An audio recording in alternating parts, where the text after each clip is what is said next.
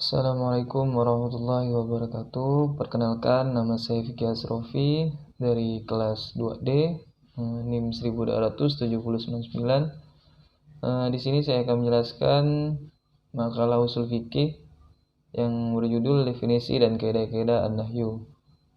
Sebelumnya saya ucapkan terima kasih kepada Ibu Nurul Rahmawati MHI selaku dosen pengampu mata kuliah usul fikih 2 yang sudah membimbing saya dengan baik dan benar. Selanjutnya langsung saja kepada materi. Yang pertama bab 1 yaitu pendahuluan. Yang pertama latar belakang. Latar belakang mempelajari ilmu usul fikih sangat penting bagi kita, karena hal itu untuk memahami syariat Islam. Para ulama usul fikih mengemukakan dua pendapat, yaitu selain melalui pendekatan maqasid syariat dalam kurung tujuan syarak dalam menciptakan hukum, dan juga melalui kaidah-kaidah kebebasan.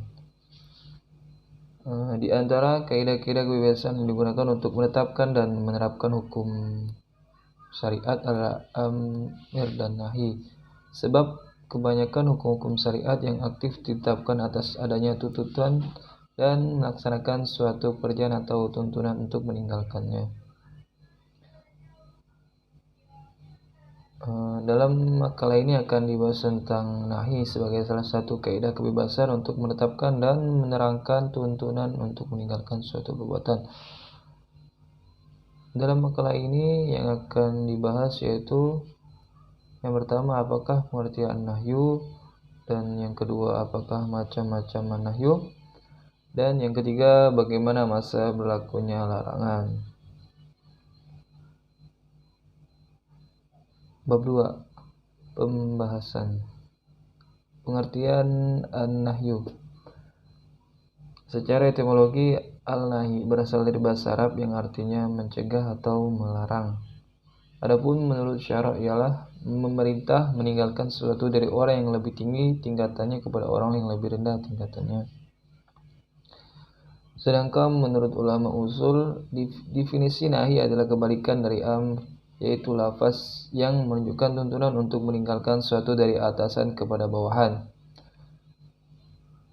Adapun definisi lain yaitu menuntut agar tidak melaksanakan sesuatu baik yang bersifat konkret atau abstrak, yang derajat yang melarangnya lebih tinggi, sehingga secara sederhana bahwa nahyu adalah menuntut berhenti melakukan suatu perbuatan oleh pihak yang lebih tinggi kepada pihak yang lebih rendah, baik bentuknya abstrak ataupun konkret.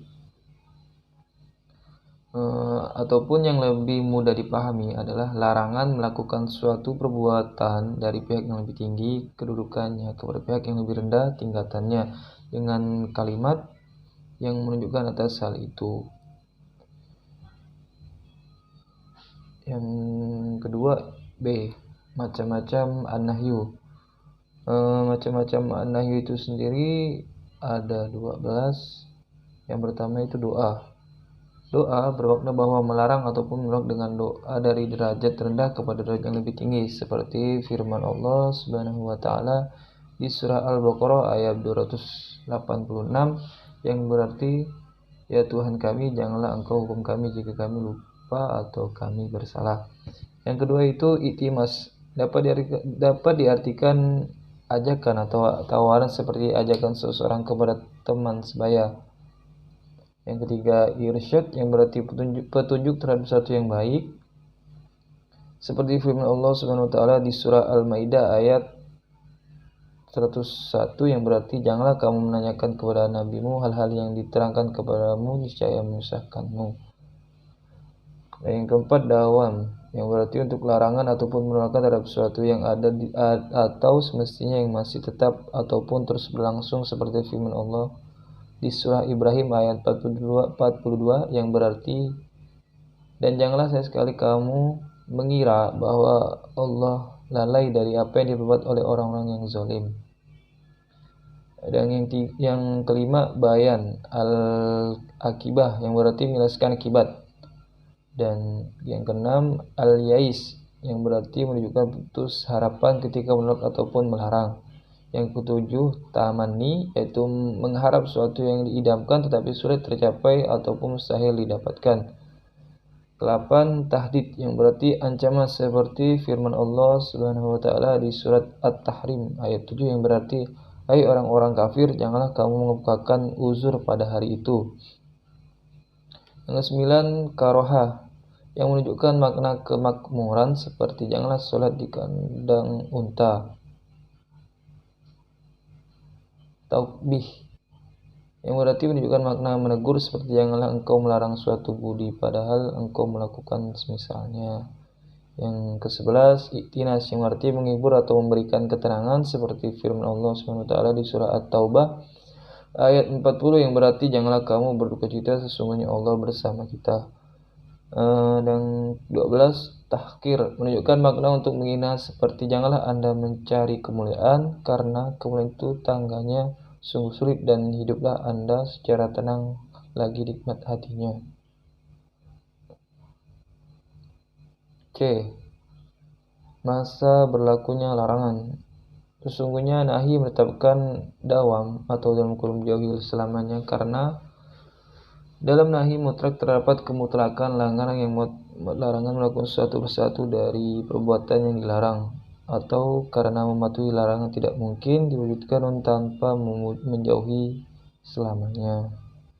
Sehingga apabila nahi berbentuk mutlak tidak dibatasi waktu, maka akan menetapkan larangan yang bersifat dawam dan harus dipatuhi terus-menerus. Selanjutnya bab 3, penutup atau kesimpulan.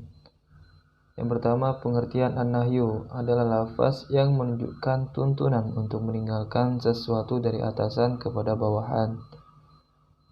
Dan yang kedua, ada beberapa macam an-nahyu, yakni doa, iltimas, irsyad, bayan al-kibah, dawan, al-yais, tamanni, tahdid, karoha, taubis, iktinas, dan tahkir. Sedangkan masa berlakunya nahyu apabila nahyu berbentuk mutlak dalam kurung tidak dibatasi waktu, maka akan menetapkan larangan yang bersifat dawan dalam kurung dijauhi selamanya dan harus dipatuhi terus-menerus. Baik, sekian dari saya, kurang lebihnya mohon maaf. Assalamualaikum warahmatullahi wabarakatuh.